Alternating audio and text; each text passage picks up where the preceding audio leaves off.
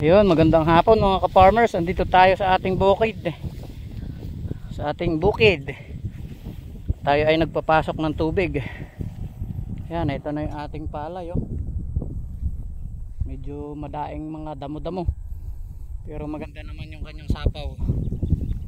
Malapit na, ibubombahin na natin to ng ng insecticide pagkalabas na lahat yung kanyang mga palay.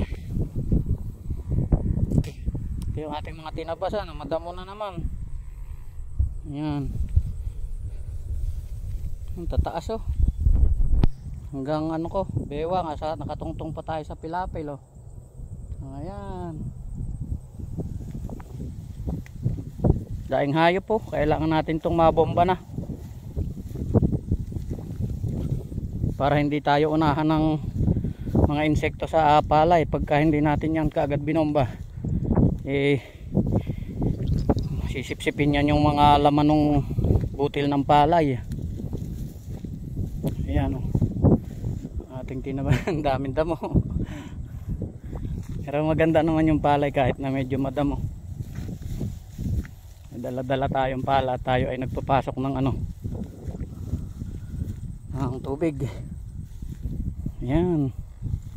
Ito, inano natin to, hindi ko to tinabas, inano ko lang to.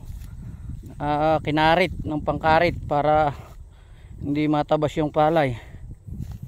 Linis, oh, mga ka-farmers.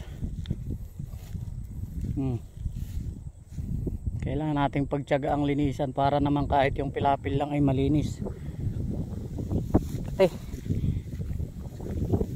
Maganda rin naman yung niya, yung labas ng palay kahit na madamo.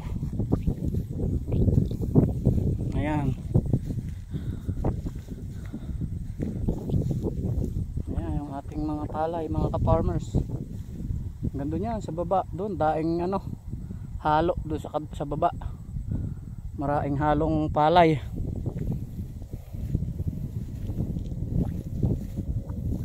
Ayan, oh. Ganda. Tataas, oh.